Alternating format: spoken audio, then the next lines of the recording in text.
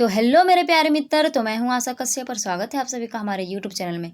I hope आप सभी अच्छे होंगे और मस्त होंगे। तो आज का ये हमारा क्वेश्चन जो है माइनर पेपर हिस्ट्री का। तो चलिए देखते हैं क्वेश्चन हमारा क्या है। और अगर आप हमारे चैनल पर नए हो तो प्लीज़ चैनल को सब्सक्राइब कर ले और वीडियो अगर अच्छा लगे तो प्लीज़ वीडियो को लाइक ज़रूर कर दें। मैं जितने भी क्वेश्चन करवाऊँगी माइनर हिस्ट्री का वो टॉप 10 क्वेश्चन करवाऊँगी, जिसके अंतर्गत आपको सारे क्वेश्चन मिल जाएंगे। ठीक है, तो चलिए देखते हैं हमारा क्वेश्चन क्या है।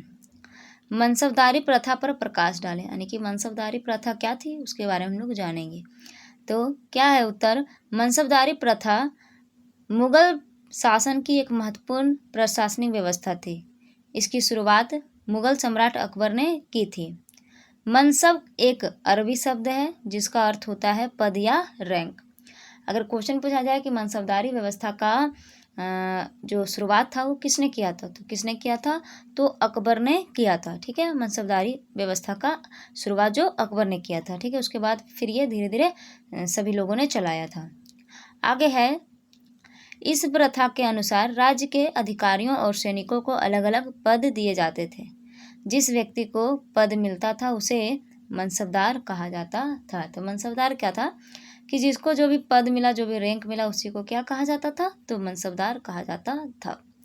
आगे है, अकबर ने इस व्यवस्था को इसलिए शुरू किया ताकि पूरे साम्राज्य में प्रशासन और सेना को अच्छी तरह से नियंत्रित किया जा सके। अकबर ने इसकी शुरुआत क्यों की थी? क्योंकि प्रशासन को उसको बढ़िया ढंग से चलाना था, इसलिए वो इसकी स्थापना की। बट आगे चल के इसका कुछ नुकसान भी हुआ था। तो चलिए आगे हम लोग जानेंगे। आगे क्या है, मनसबदारी प्रथा ने मुगल शासन को मजबूत और व्यवस्थित बनाया। बाद में जहांगीर, शाहजहां और औरंगजेब ने भी इस व्यवस्था को जारी रखा। बाद में इन शासकों ने भी मनसबदारी व्यवस्था को क्या रखा? तो जारी रखा। आगे है, मनसबदारों को 2 प्रकार की संख्या दी जाती थी, एक तो जात और दूसरा सवार। तो जात और सवार क्या था इसके बारे में जानेंगे। पहला जात, इससे मनसबदार की व्यक्तिगत स्थिति और वेतन का पता चलता था, यानी मनसबदार की व्यक्तिगत जो पहचान थी उसके बारे में और उसके वेतन के बारे में पता चलता था जात में। सवार में क्या था कि इससे यह पता चलता था कि मनसबदार को कितने घुड़सवार सैनिक रखने होंगे, कितने घुड़सवार सैनिक रखने होंगे।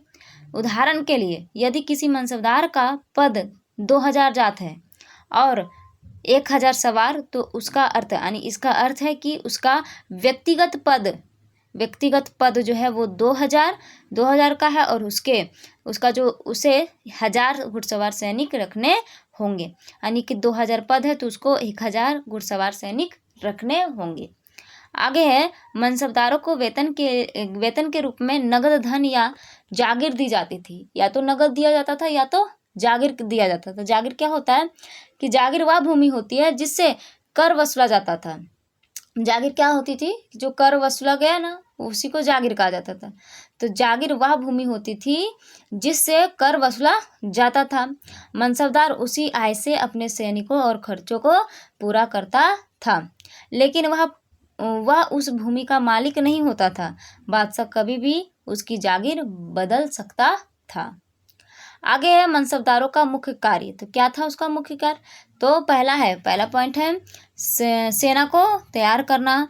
यहाँ हो जाएगा, ये दूसरा पॉइंट हो जाएगा। पहला पॉइंट है सेना को तैयार करना। दूसरा पॉइंट है युद्ध के समय बादशाह की सहायता करना। युद्ध के समय क्या? तो बादशाह की सहायता करना। आगे है प्रशासनिक कार्य करना। चौथा पॉइंट है राज्य में शांति और व्यवस्था बनाए रखना। और 5वां पॉइंट है कर वसूली में सहायता करना। तो इसका मुख्य कार्य था मनसबदारों का। आगे है, अकबर ने मनसबदारों पर नियंत्रण रखने के लिए कई नियम बनाए। सैनिकों और घोड़ों की जांच की जाती थी। घोड़ों पर दाग लगाया जाता था ताकि कोई धोखा ना दे सके। दाग लगाया जाता था किसके टाइम में स्टार्ट हुआ था?